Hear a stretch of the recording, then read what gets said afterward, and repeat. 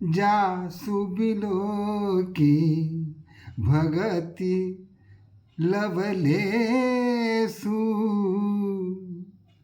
प्रेम मगन मुनिगण मिथिलेसु महिमा तासु कहे किमि तुलसी महिमा तासु कहे किमि तुलसी भगति सुभाय सुमति हिय हुलसी भगति सुभाय सुमति हिय हुलसी।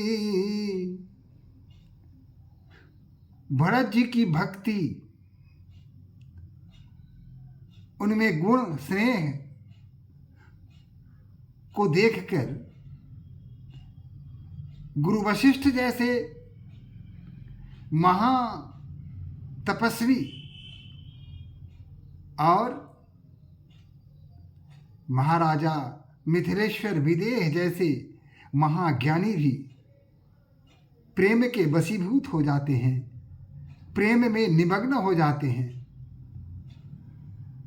हमारे गोस्वामी तुलसीदास जी कहते हैं कि जिसको देखकर मुनि जन भी चकित हो जाते हैं, आश्चर्य में भर जाते हैं। उनकी महिमा भला मैं कैसे उसका वर्णन कर सकता हूँ, कैसे गा सकता हूँ। भगति सुभाग्य सुमति हिय हुलसी। भरत जी की स्वभाव को देखकर हृदय में सद्बुद्धि उत्पन्न हो रही है, सुधबुध खो रहा हूं मैं। आपू छोटी महिमा बड़ी जानी कवि कुल कानी मानी सकुचानी कवि कुल कानी मानी सकुचानी। हमारे गोस्वामी तुलसीदास जी कविगणों से प्रार्थना करते हैं कि मेरी बुद्धि तो अत्यंत छोटी है और महिमा बहुत बड़ी है, अतः इसका वर्णन करना, समुचित वर्णन करना मेरे वश की बात नहीं है।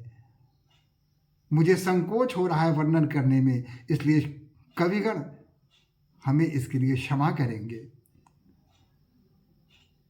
कही न सकती गुण रुचि अधिकाई।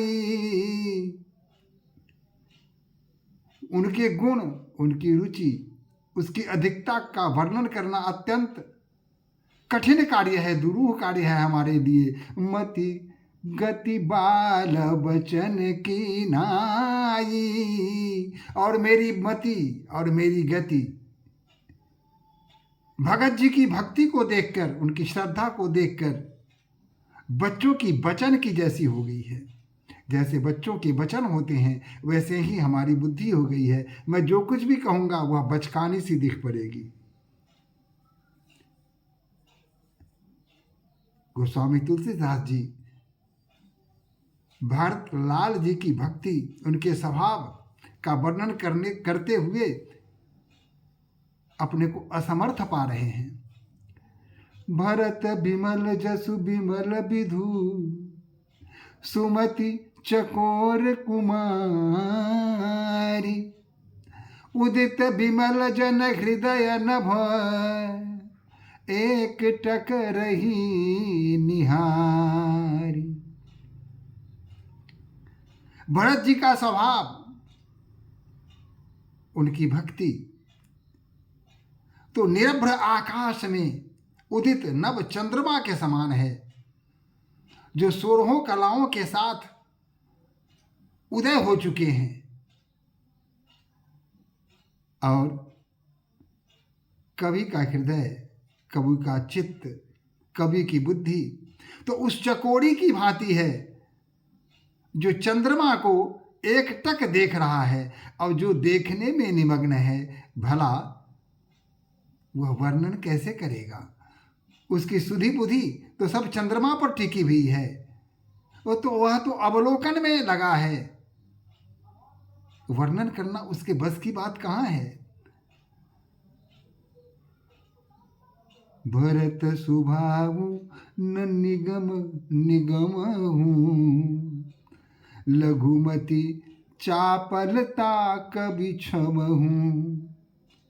और जिस भरत के स्वभाव को वेद भी वर्णन करने में संकुचा जाते हैं, भला उस स्वभाव को, उस चरित्र को वर्णन करने में मैं छोटा सा कवि मंद बुद्धि वाला कैसे समर्थ हो सकता हूं। मैं सर्वथा इसमें असमर्थ हूं।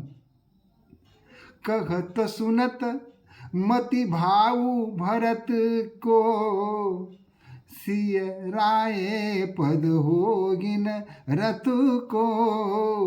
भरत के स्वभाव, उनके शील, उनके गुण को कहते हुए सुनते हुए भला किसका हृदय नहीं है जो भगवान श्री राम के चरणों में रत हो जाएगा। सुमिरत भरति प्रेम राम को, केहि न सुलभु तेहि सरिस वाम को। जिसकी बुद्धि ही मारी गई हो, जो कुमति होगा, जिसका विधाता वाम होगा, वही भरत जी के स्वभाव और उनके गुणों को वर्णन करने से ऐसे व्यक्ति के हृदय में ही राम भक्ति की अवधारणा उत्पन्न नहीं होगी। नहीं तो भरत के शील स्वभाव को सुनते ही हृदय में राम भक्ति की उमंग अपने आप उत्पन्न हो जाती है। देखी दयाल दशा सब ही की, राम सुजान जानी जन जी की। भगवान राम जो स्वयं भरत के प्रेम में पग गए थे, आपाद मस्तक निमग्न हो गए थे, जब उन्होंने वहां उपस्थित लोग पुरजनों को देखा तो उनकी स्थिति, उनकी मन स्थिति को स्वयं समझ गए और फिर धर्म धुरीन धीर नयनागर, सत्य स्नेहु शील सुख सागर।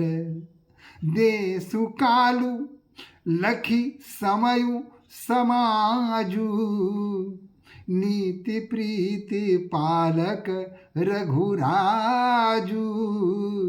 नीति प्रीति पालक रघुराजू।